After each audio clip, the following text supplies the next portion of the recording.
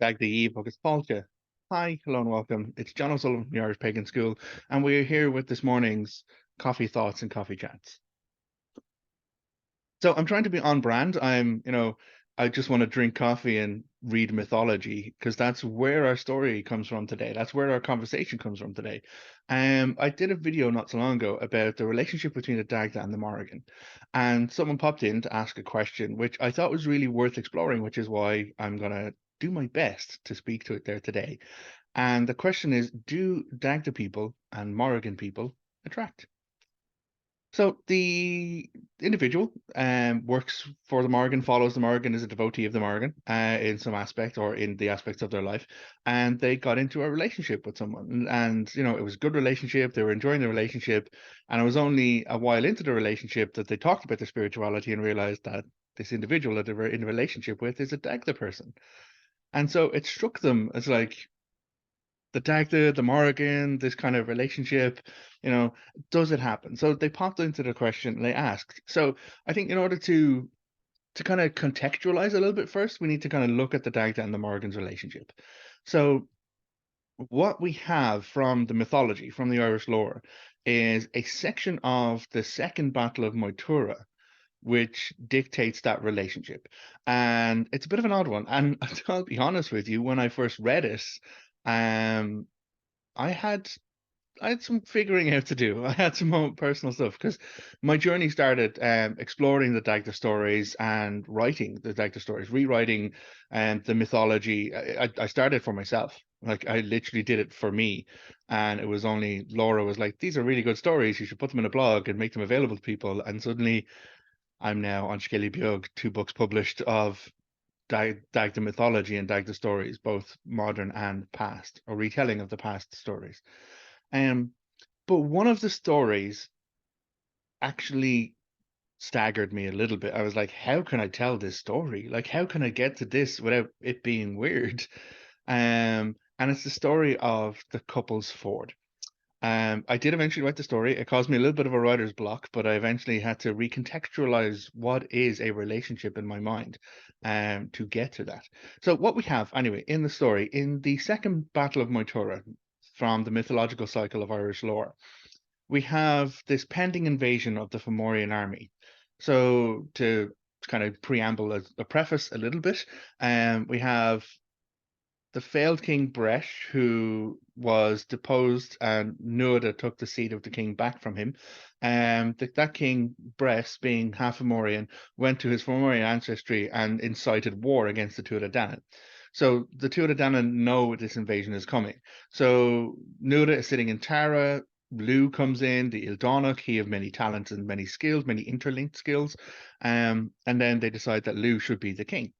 So Lugh goes to the seat of the king, and Nuada kind of gathers up the men, like Dinket, Gwivnu, the Dagda, Oma, and himself, and they go and have a council. And this is a year-long council, and it's them kind of talking about how is war going to happen. War is going to happen, but how are they going to do? What are they going to do? What is everyone going to bring to the table to ensure that the two of the Danann come out on top? And so they go through this meeting, and it's referred to as the meeting of the men of the goddess. After that meeting, the Dagda leaves the meeting because he knows he needs more information. And so he goes and journeys across Ireland to meet the woman. And what's interesting in the lore is she's referred to as the woman. So he travels away from this meeting, this war council of all of the greater notables across Ireland, and goes to the River Unshin. And at a ford on the River Unshin, and this is what the actual story says, he approaches the ford on the River Unshin, and he comes upon a woman standing in the ford with one leg on one side and one leg on the other side, and she is washing herself. She's cleaning herself. And so it says that he stops and he watches her. And then eventually, when she's clean, he comes to her and they couple in the ford. And then that ford on the River Unshin is then from then on known as the couple's ford. At which point she imparts upon him the knowledge, the prophecy, and the awareness of where the Fomorians are going to land in Ireland. And that then sets up the next part of the tale where the Dagda goes to spy on them and trying to find out what force they're actually facing. So she's referred to as the woman in all of it, but then there's a small little section just at the end, just to finish it off. They coupled, they have their union in the Ford. Um, they're referred to as a couple. It is a union of a couple, a married couple in essence. And then it says, and the woman is the Morrigan. So this is what we have in regards to the relationship with the Morrigan. Now, of course, when we first read that, we have this guy coming across a woman on a Ford and perving on her. In essence, like my first contextualization of this tale was like, okay, he's standing and voyeuristically watching a woman wash herself. And of course, I'm at this point working on my relationship with the Dagda, and I have built this connection with him. And he's like, "You need to write this story," and I'm like, "I don't think I can write this story because it's about sexy times with you and the Morrigan." So of course, bashful, blushful, trying to figure it all out.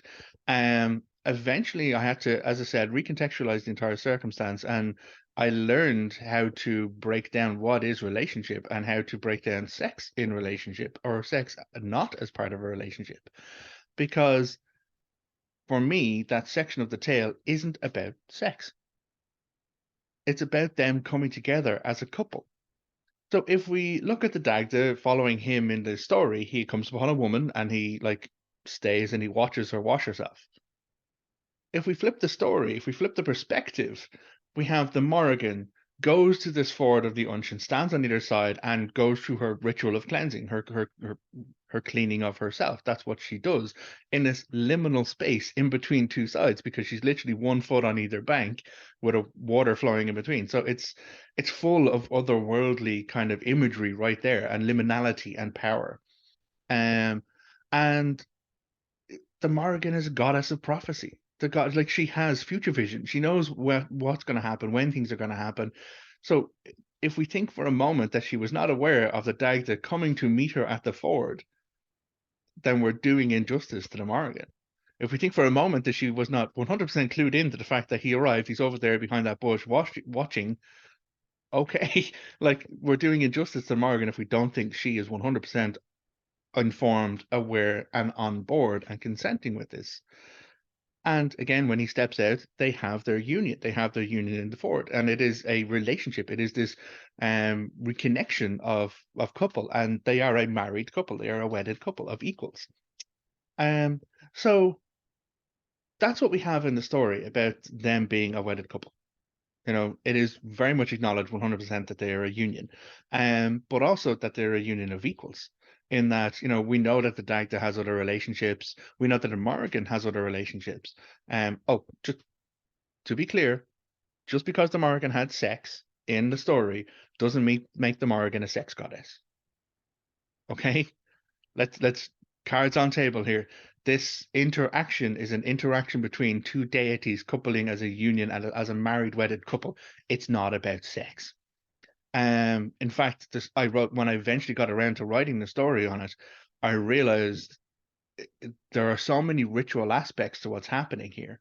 You know, the liminality of the space, her kind of going through a cleansing and preparing for it, and then their union, their exchange or their interaction as a couple, as a partnership, the exchange of energy that goes along with a sexual act, not about sex, which then gives her what she needs to move into the space of prophecy to then tell the Dagda what's coming for the people of Ireland, for the Tuatha Dé Danann in this instance. So again, if we the act of sex is not about procreation always. It's not about, you know, like sexual gratification always. Sometimes it is about energetic exchange, but also equally, it could be about two people who just love each other and like to express that in a physical manner. So, just because the Dagda has sex with the Morrigan and the Morrigan has sex with the Dagda doesn't mean either of them are sex gods. Okay. In the Irish context, there is no God of X, God of Y. You know, we had this contextualized, well, Lu was described as sun face, so he's obviously a god of the sun. Or the Dagda is like, you know, like digs the trenches of Rathbresh, so obviously he's an earth god. You know, it doesn't fit with those things. The Tuatha Dé Danann, like Lu Il Donach, he of many interlinked talents, is good for pretty much anything. The Dagda, when he lists out his power, when he takes up the power of life and death in the staff or the club, lists out his authority over sun, moon, earth, sea. He has authority over reality in so many of those ways. And not Sky, because he's not a Sky father. See the other video. Um, so there's all of this kind of information going on around it, and the relationships that they actually have. So they're not just monotask. This is the god of love or goddess of love or whatever. Um, so just because someone has sex doesn't mean they're a sex god. In the same way, just because someone has sex doesn't make them a sex worker. Now, again, we support sex workers. Sex work is work. There should be more regulation. There should be more support. There should be more acknowledgement and care for people who work in the sex industry. But that is a conversation for another day. So bringing it back to this Dagda and the Morrigan. So we have this part of the story. We know they're a wedded couple. Like we know they're a union of equals. So as much as we have all of the powers of the Dagda, if they're a union of equals, they're equal. So all the powers of the Morrigan are in equal to the powers of the Dagda. Like they might not be the same powers, but it's not unacceptable to consider that they are in equal. They are a union of equals. Um, so this then brings in like the character of each of them, the prophecy, the battle, the poetry, the Morrigan stance on justice, the Morrigan stance on order and the way things need to be managed and maintained. But then also the Dagda stance on hospitality, care, and compassion, on emotional intelligence. When we look at him playing the music that moves people through emotion, so there is a lot of different character attributes that kind of come along with that. So those that make them opposites attracting, they're not opposites; they're equal attracting, and again, they're equal consenting attracting, as we have seen in the story. So now that we've contextualized the relationship, and that's what we have about the Dagda and the Morrigan as a couple, does that mean that Dagda people and Morrigan people attract? Um, yes and no. In my personal experience, I'm a Dagda person. Laura's a Morrigan person, but Laura has been a Morrigan person for decades. I have been a Dagda person for a decade. Acknowledging that relationship in me. I've done videos about my past, about how I met the gods and how I began my journey figuring out my relationship with them. And as much as people might say, "Oh, you've always had that Dagda influence in your life," there are people who look at me and are like, "Yep, that's a Dagda shape right there," and that's not always the case. So Laura and myself, began a relationship before I acknowledged the Dagda as a deity. In fact, in my story, the origin stories of our relationship, I heard the name Dagda through Laura.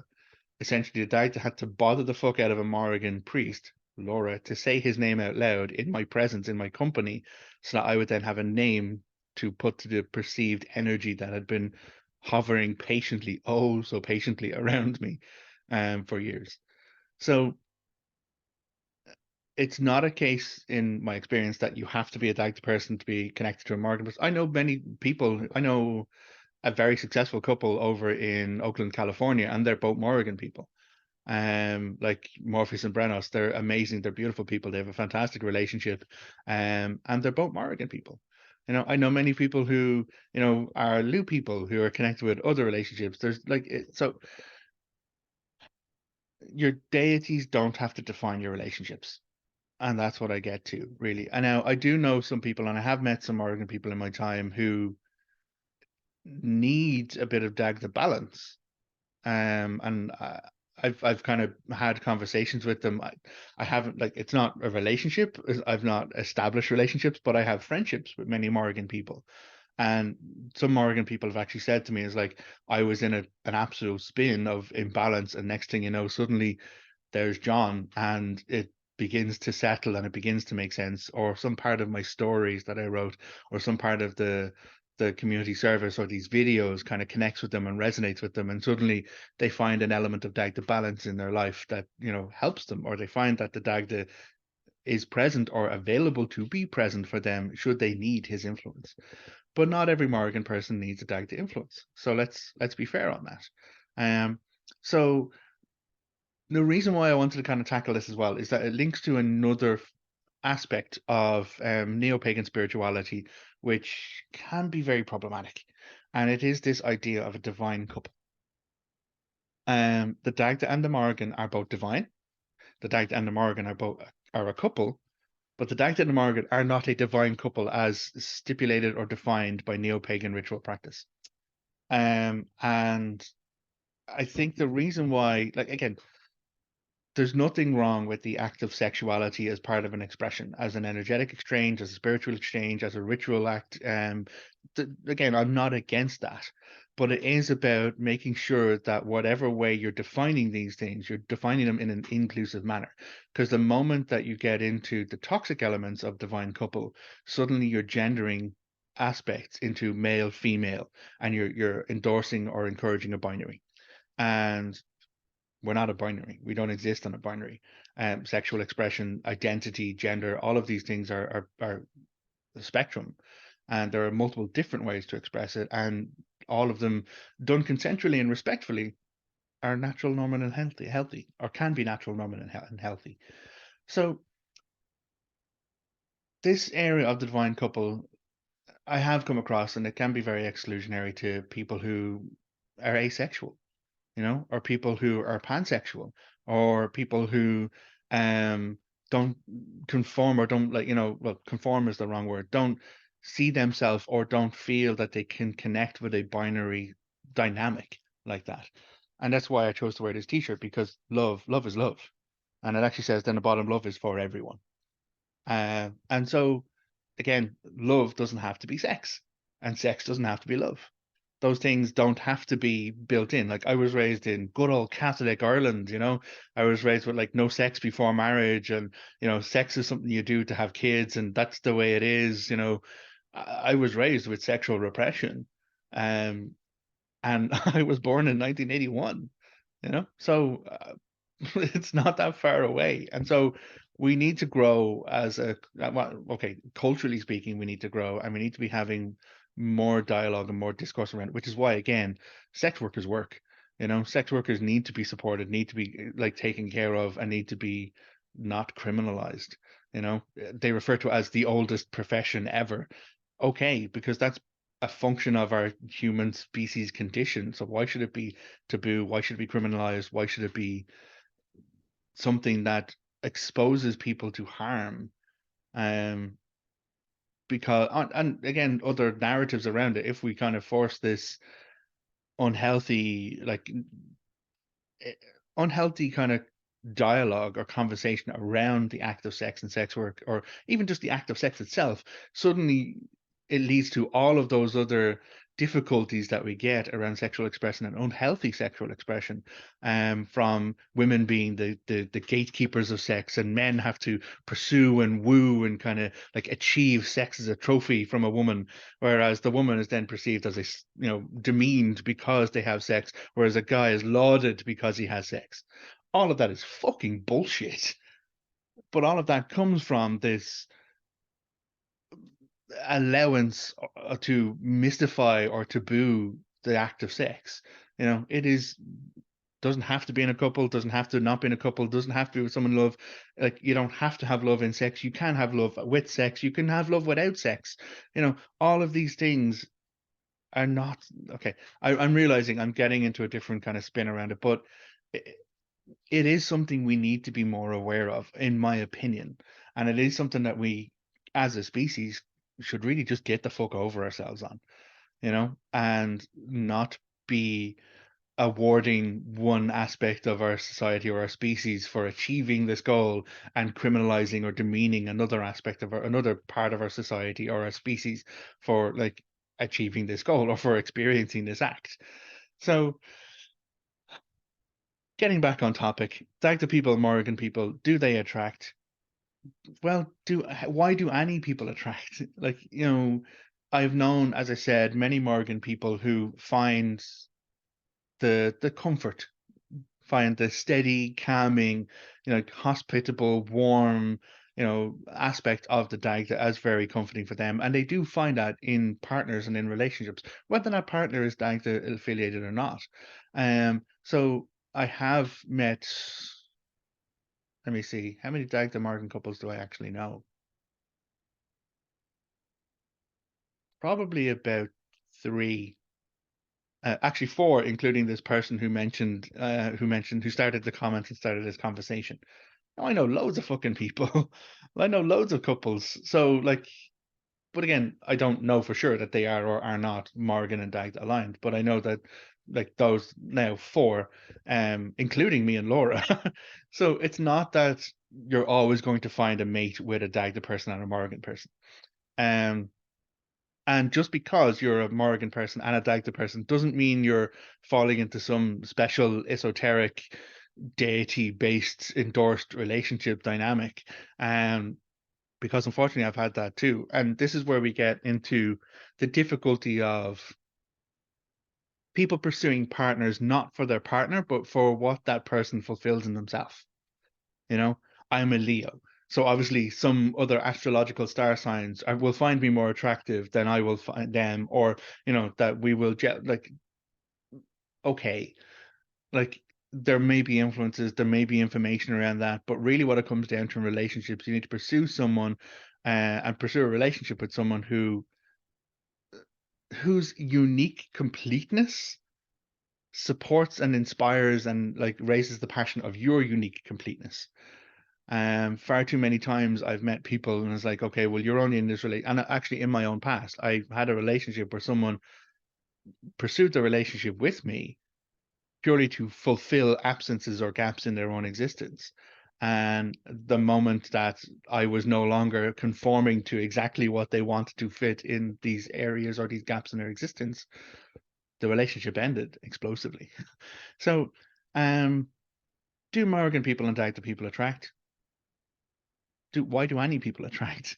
I have come across some people who have those relationships and those dynamics, but I wouldn't say that it is the way that things should be pursued. I think, pursue an honest, full, complete relationship with yourself first, and then when you're in the right, most healthiest balance of sense of self, you'll find the right, healthiest balance partner or partners or anyone else, who will, raise your life to a new level, hopefully, who will share in this fantastic, weird existence that is life. And that's really what it's all about at the end of the day. Finding someone who makes you smile, finding someone who supports you no matter what, and who you support no matter what, finding someone who isn't work, but also isn't afraid to work with you. So this has turned into a relationship advice and sex talk with John O'Sullivan, which wasn't my intention. But again, who's to say? Maybe this is the actual conversation that needed to be had. Maybe some aspect of this is something that someone needed to hear. So, yeah, do Dagda people and Morrigan people attract? Maybe yes, maybe no. What it is, yeah, I don't know if I could say any more on that without kind of completely going off into a London tangent. So maybe I should just take another sip of my coffee, maybe go and read some more mythology, and say Gaurav Mila Mahagas, thank you very, very much for being with me for this coffee chat there today. Do look after yourself. Do take care. And remember, you're a unique expression of life in this reality. So, honor that, respect that.